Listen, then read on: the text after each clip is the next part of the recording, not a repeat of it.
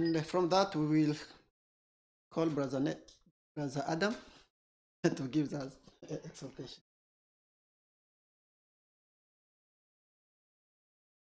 Good morning. Oh, thank you for saying my name back. That was very nice. But hopefully you guys are all awake because there will be a little bit of give and go or back and forth with this. So hopefully everyone's on their A game because today is Christmas Eve. It is an exciting time of the year where we all come together to remember Jesus and his birth, especially the outline of his life that's laid for us, ending in the culmination of his death and his sacrifice for us on the cross. And it all starts with this representation of Christmas, the day that Jesus was born. And I kind of want to dive more into it. And when I'm thinking about Christmas, and I was trying to come up with a topic, something that, I like to try and be unique, try and do something which not many people would ever think of. And I think, all right, what are some of my strengths? I'm pretty good with numbers, pretty good with making very vague metaphors, and I'm pretty good at convincing people that those metaphors actually make sense. So with those three things, I was like, all right, there's a lot of Christmas carols at this time of the year. And raise your hands if you know the carol, the 12 Days of Christmas. Hopefully, most of you guys that, if you're American, hopefully you know it. If you're not, maybe not, but for those of you that are unaware, the 12 Days of Christmas, it's a carol, it's a round saying, on the first day of Christmas, my true love gave to me. And then it goes through 12 separate days that a true love is giving someone gifts. And so starting at the very last day, and then we'll go back to the verse so for instance, we'll say on the 12th day of Christmas, true love gave to me 12 drummers drumming, 11 pipers piping, 10 lords a leaping, 9 ladies dancing, 8 maids a milking, 7 swans a swimming, 6 geese a laying, 5 gold rings, 4 calling birds, 3 French hens, 2 turtle doves, and a partridge in a pear tree. So that's a lot of things to be getting for Christmas. And in my mind, I'm thinking, all right, we've got a nice list here. There's numbers involved. I can make some metaphors. So what connections can I draw this to Jesus' birth? So I'm doing some research and I find it's already been done. And, I was looking through the list and I was like, this list has already been done. People have already kind of had some symbolism based off it, but I don't like that list because it doesn't really have to do with Jesus' birth. So the symbolism is kind of derived from the Catholic Church when they're saying, just for instance, partridge in the pear tree, that's Jesus. We've got the Old and New Testament that's represented by 2 turtle doves. We've got the 4 Gospels. We've got 6 days of creation, 8 Beatitudes, the 10 Commandments, 11 faithful apostles. It's like, okay, those numbers make sense. Sure, that number side of me, check off that box. But those vague metaphors, it's like, I don't necessarily know how 6 geese relate to days of creation relate and how that relates to Jesus's birth, unless you're making some really vague assumptions about that. I figured I can do better. So these are my 12 lessons of Christmas, with each one relating to some aspect of Jesus's birth. And hopefully afterwards you'll be able to take away what these lessons truly are and what they mean for us.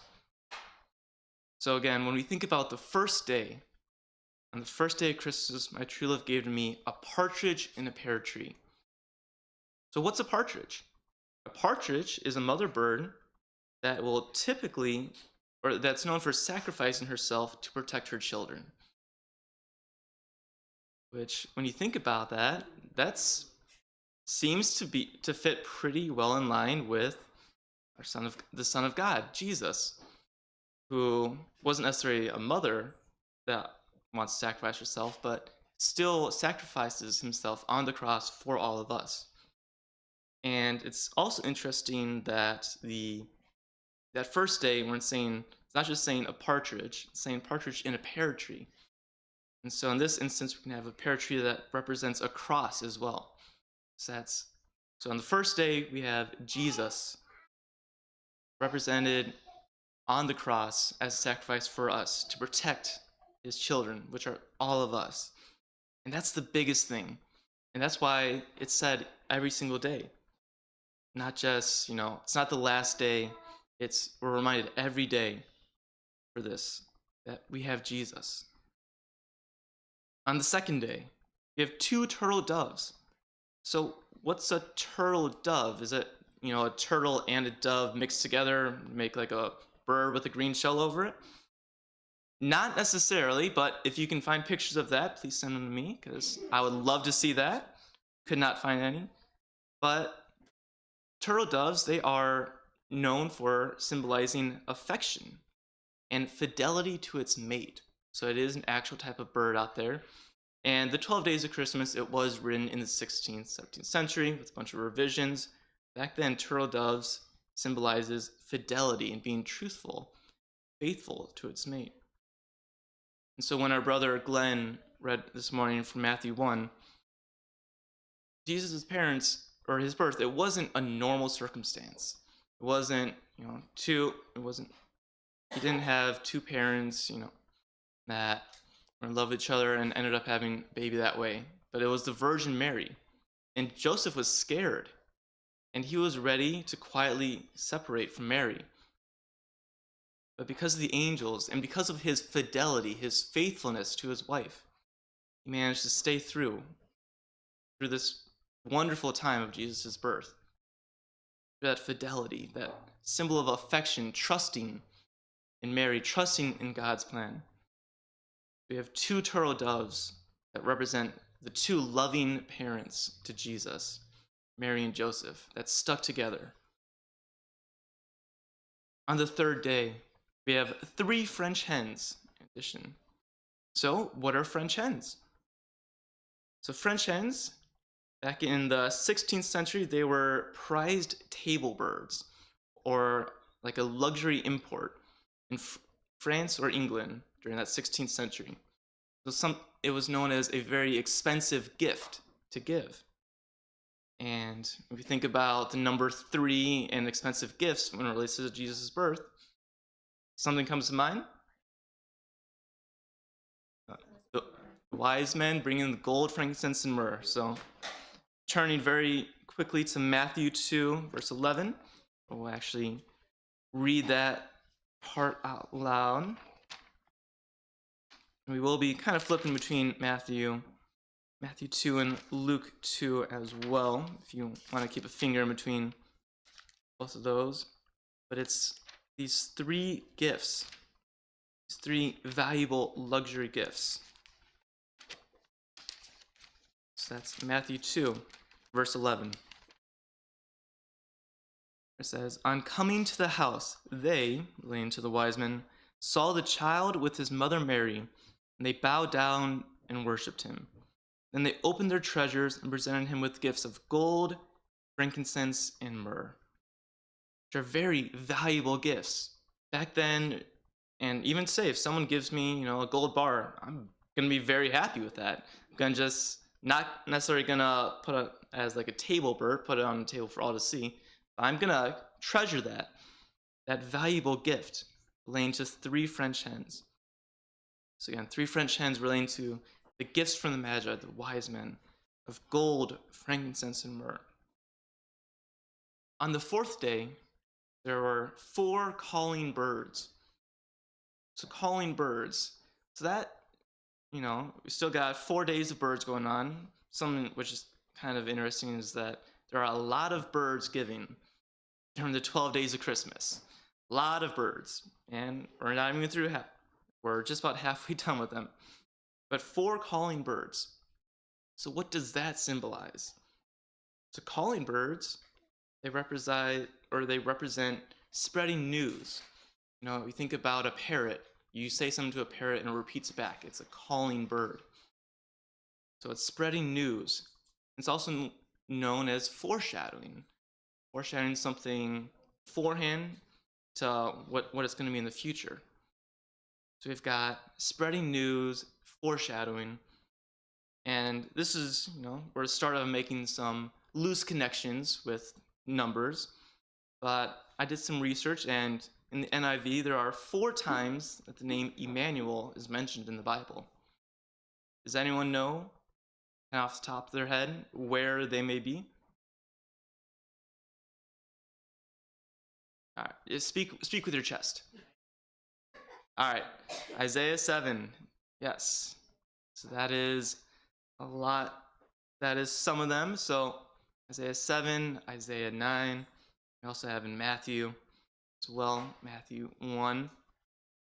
So we have this foreshadowing. So the name Emmanuel is mentioned 3 times in Isaiah. Not where, and then 1 time in Matthew, when it's relating, which really calls back to Isaiah. So that's that foreshadowing all the way back in prophecy, days of Isaiah, that they are foreshadowing the birth of Jesus. I'm calling him Emmanuel, God with us. So when we think about 4 calling birds, we want to think about the name Emmanuel and God with us. On the 5th day, we have 5 gold rings. And if you have ever heard the song, this is where you really draw it. I can't sing, so I'm not going to really draw it out. But if you want to hear it, ask Nathan about it, and he'll gladly sing. Or actually, ask Joanna or Kaya. I'm sure they would love to sing it for you. But 5 gold rings. It's a little bit of a break between the birds, a little bit. And what do the gold rings represent? Well, it's gold rings. It's valuable, and it symbolizes eternal love, and it symbolizes beauty. If you put a gold ring on someone, you are committed to them. You are showing your love forever. And so, how is showing your love together related to Jesus' birth? Or where is it mentioned here? Well, if we look back in the genealogy, there are 5 women that are mentioned in the genealogy. Now, without looking, does anyone know who those 5 women are? Rahab, Ruth, Tamar.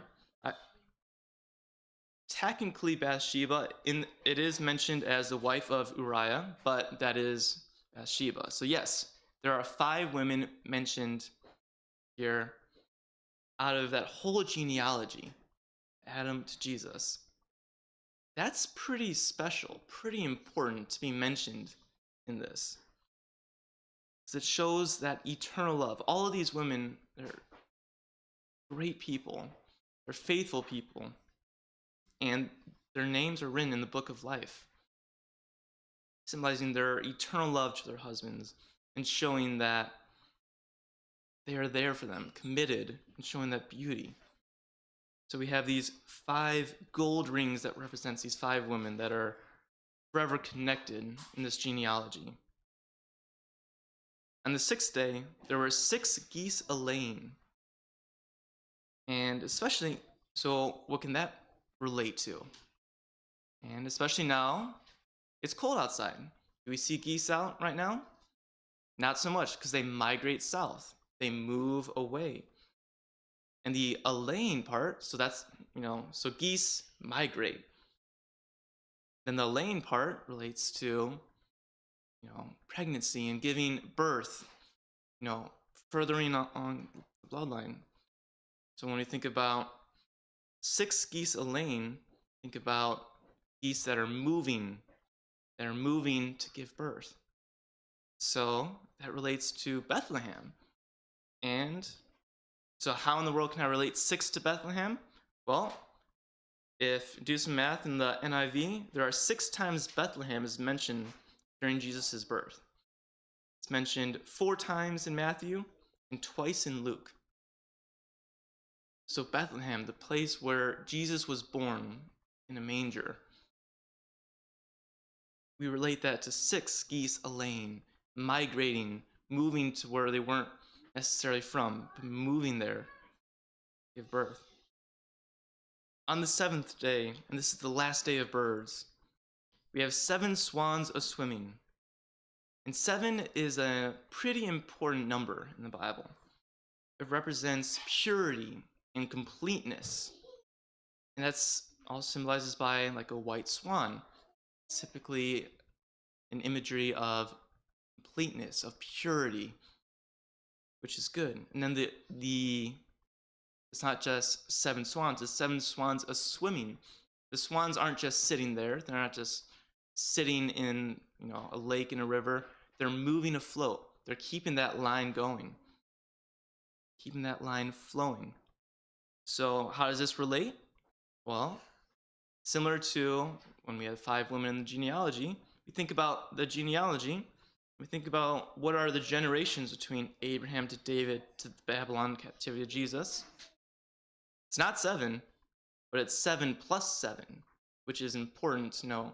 Instead of necessarily 14, actually, in Matthew 1 verse 17 says, "Thus there were 14 generations in all, from Abraham to David, 14 from David to the exile in Babylon, 14 from the exile to the Messiah." Now, there aren't 14 days in the 12 days of Christmas. There's only 12, but instead of having 14, we think of it as 7 plus 7, where it's 2 separate ideologies representing that completeness and that purity, keeping the line going. And at any point, any of these generations, they could have ended. They didn't. It's important that they all wanted to keep going because it was all part of a bigger plan for Jesus to be born. On the 8th day, we have 8 maids a milking. And so the number 8 typically represents being born again. And that is a little similar with maids a milking. We have 8 maids a milking, being born again. And so how does this relate to Jesus' birth? This one, I was actually really excited when I saw it. So turning to Luke 2, verse 21. The number 8 is actually mentioned. So on Luke 2, verse 21, it says, "On the 8th day, when it was time to circumcise the child, he was named Jesus, the name the angel had given him before he was conceived."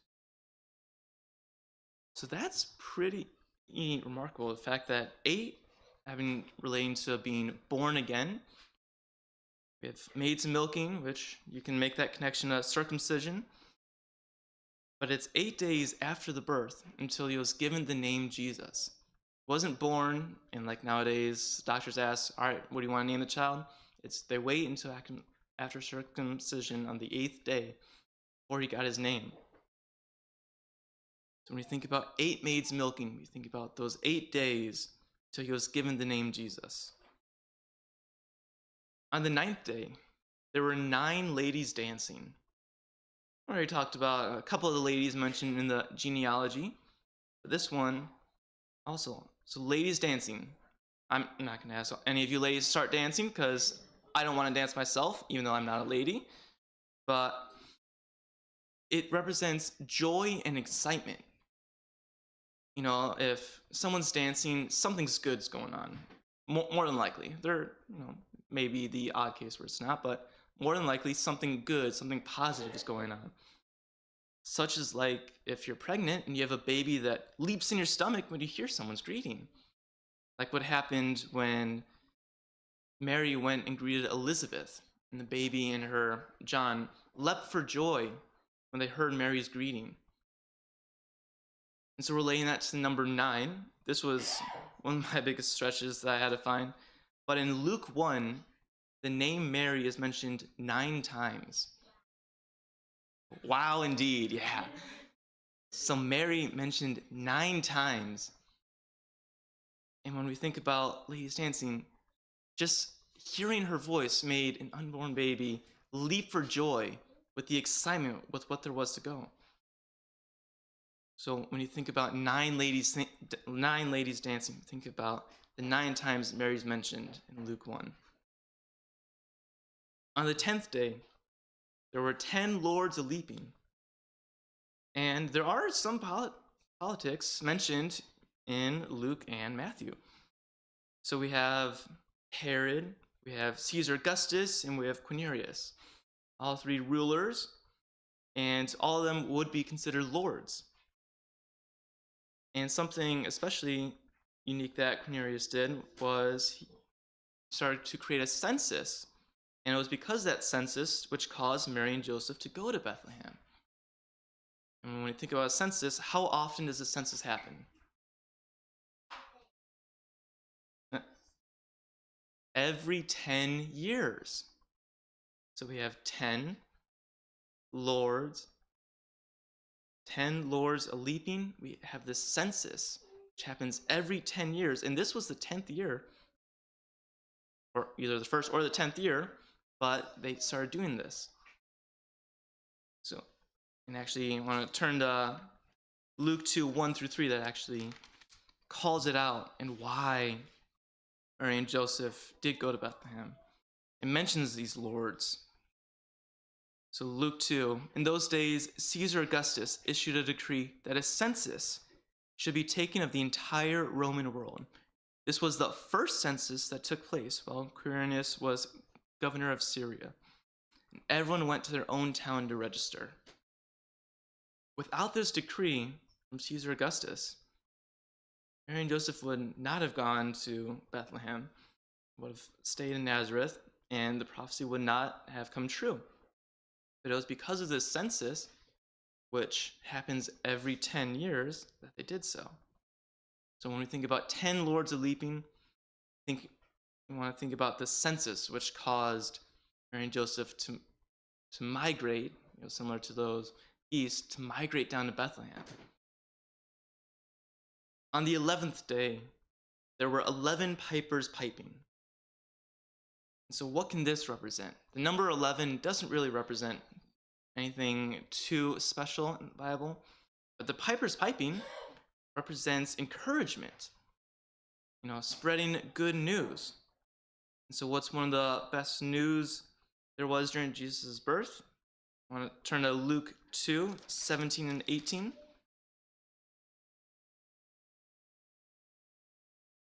So Luke 2, 17 and 18, and this relates to the shepherds. Because it says, when they, being the shepherds, had seen him, they spread the word concerning what had been told them about this child. And all who heard it were amazed at what the shepherds said to them.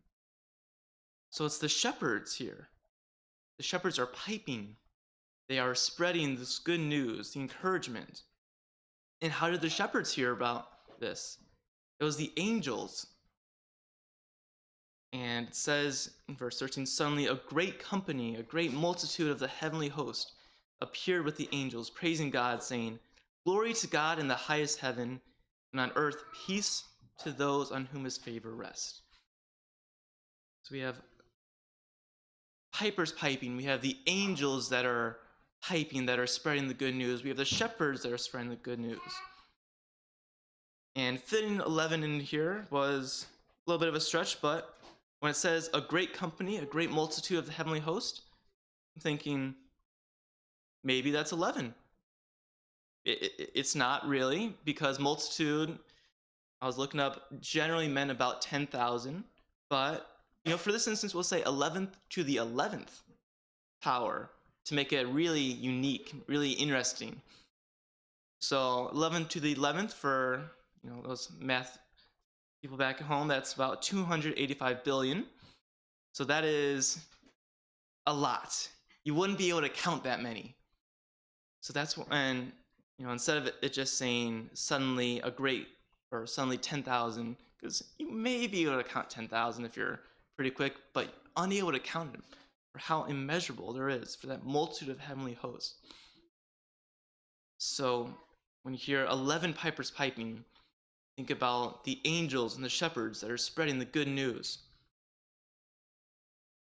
And then the last day of Christmas, the last lesson for us, we have 12 drummers drumming. And this also has to do with praising God. The number 12 is also another significant number that happens in the Bible. We think about 12 apostles, the 12 tribes of Jacob. It represents God's power and authority over here. God, he told us in Isaiah that this was going to happen. that Jesus was going to be born, and all the great deeds that he was going to do for us, how he would sacrifice his life for us. It happened because God was there. And we need to be praising God due to it. And when we think about Christmas time, we think about 12 Days of Christmas, it's a Christmas carol. So we think about the music that goes involved with praising God, both for Christmas time as well as any other time. So 12, if you look in the green book for like the index of scriptural references, there are 12 unique green book hymns that are based off of Jesus' birth in Matthew 2 and Luke 2. So that 12 relating to our green book, which is, pretty unique. If you keep an open mind and think, okay, 12, music, praising God. And I actually want to turn to Luke 2, verse 20, where it's still talking about praising God and what we should be doing. Luke 2, it says, "The shepherds returned, glorifying and praising God for all the things they had heard and seen, which were just as they had been told." That's what we should be doing. When we see these gifts that are given to us around, are we just going to keep it to ourselves, or are we going to share it? Are we going to spread it around everyone else? So those were those 12 lessons. For those of you that weren't taking notes or may not have been paying attention, we'll start again, but this time we'll start at the last day. So we'll say on the 12th day of Christmas, my true love gave to me 12 green book hymns, and that's going to be represented by shepherds in the music. And that's a takeaway, because all these lessons are going to be reminded of Jesus' birth. So 12, we have the shepherds in music to praise God. 11, we have the multitude of heavenly hosts, the angels. On the 10, we have the census, which caused Mary and Joseph to go down to Bethlehem. 9, we have Mary herself, the woman that her mere greeting caused an unborn baby to leap for joy. We have 8, which was the days after birth until given the name Jesus, meaning name Jesus. 7, the genealogy, going all the way from Abraham to Jesus. A couple mixed in between. 6, we have Bethlehem, place where Jesus was born. 5, we have the eternal love of the women that were mentioned in that genealogy to be mentioned. Tamar, Rahab, Ruth, Bathsheba, and Mary. 4, we have Emmanuel, God with us, having that be called out in Isaiah and being fulfilled in Matthew and Luke. 3, we have the gifts of the Magi, the wise men, of gold, frankincense, and myrrh. 2, we have Mary and Joseph, who stuck together despite the strange circumstances surrounding Jesus' birth. And 1, the last one, our partridge in a pear tree, we have Jesus, who was born to give us life through his death on the cross. So those are those 12 lessons, those 12 reminders taken from this.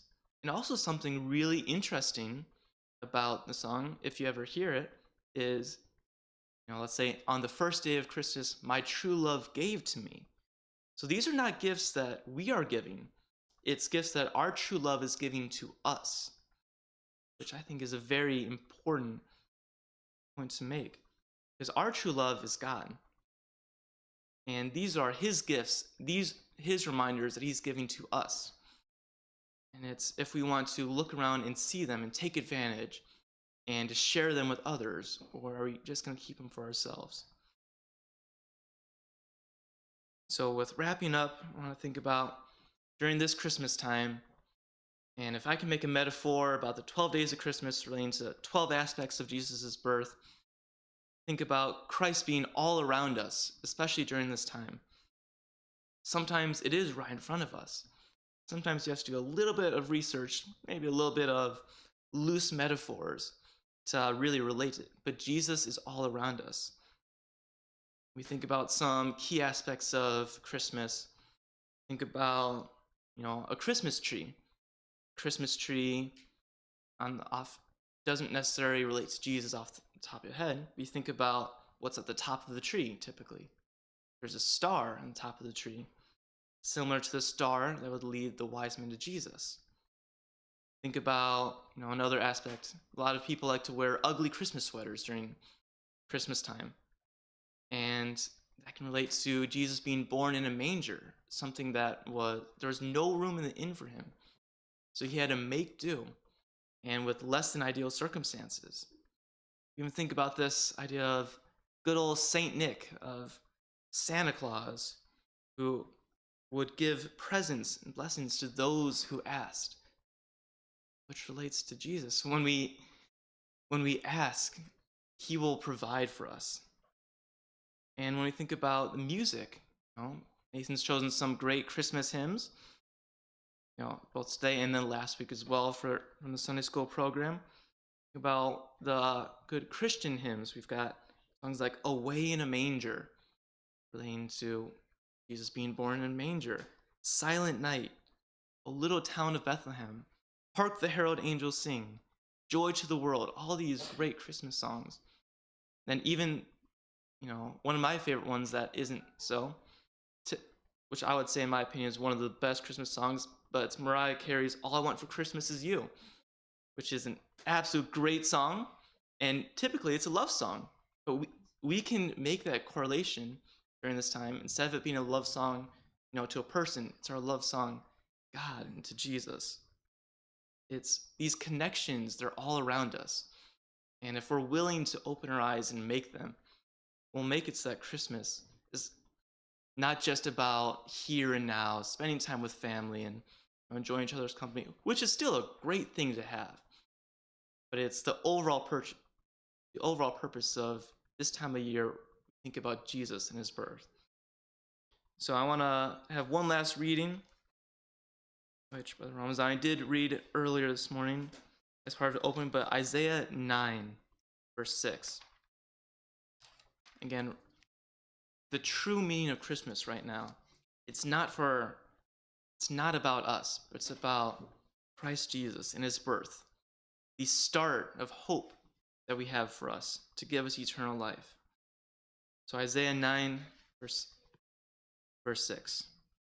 For to us a child is born, to us a son is given, and the government will be on his shoulders, and he will be called Wonderful Counselor, Mighty God, Everlasting Father, and Prince of Peace.